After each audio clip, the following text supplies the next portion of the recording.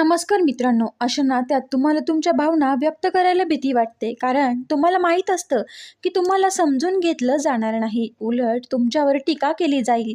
खरी गोष्ट तर अशी आहे की जेव्हा तुम्ही भावनेच्या सर्वात खालच्या पातळीवर असता, तेव्हा खऱ्या प्रेमाची परीक्षा होते. जर जोडीदार तुमच्या सर्वात वाईट काळात तुमच्या सोबत नसेल, तर तुमच्या भावनांना महत्त्व देत नसेल, तर मित्रांनो, ते खरं प्रेम नसतं. मित्रांनो, त्या व्यक्तीचा फक्त शारीरिक संबंधावर असलेला भर आता जे खूप महत्त्वाचं आहे. विचार करा, जर तुमचा जोडीदार तुमच्यासोबत वेळ कसा घालवतो, फक्त शारीरिक संबंधासाठी, की तुमच्यासोबत गप्पा मारायला, फिरायला, तुमच्या भावना समजून घ्यायला? खोटं प्रेम करणारी व्यक्ती नेहमीच शरीर संबंधावरती जास्त भर देताना तुम्हाला दिसून येईल.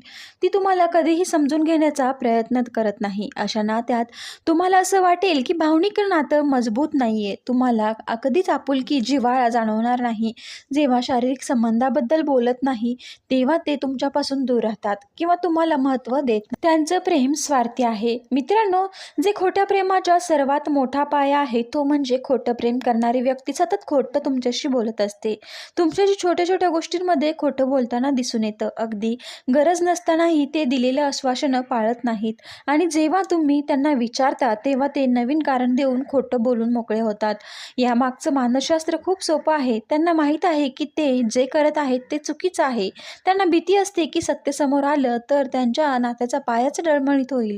त्यामुळे ते खोट्याचा आधार नक्की घेतात, आणि हे खोटं कधीतरी समोर येतं, पण तोपर्यंत ते तुमच्या विश्वासाला तडे गेलेले असतात.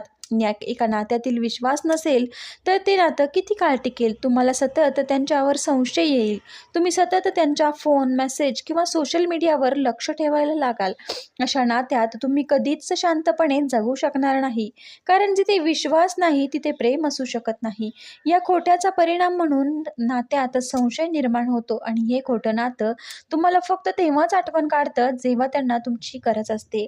मित्रांनो, व्हिडिओ आवडला असेल तर नक्की लाईक, शेअर आणि सबस्क्राईब करायला विसरू नका. व्हिडिओ पूर्ण पाहिल्याबद्दल तुम्हा सर्वांची मनापासून धन्यवाद. पुन्हा भेटूया अशाच एका व्हिडिओला. तोपर्यंत श्री स्वामी समर्थ.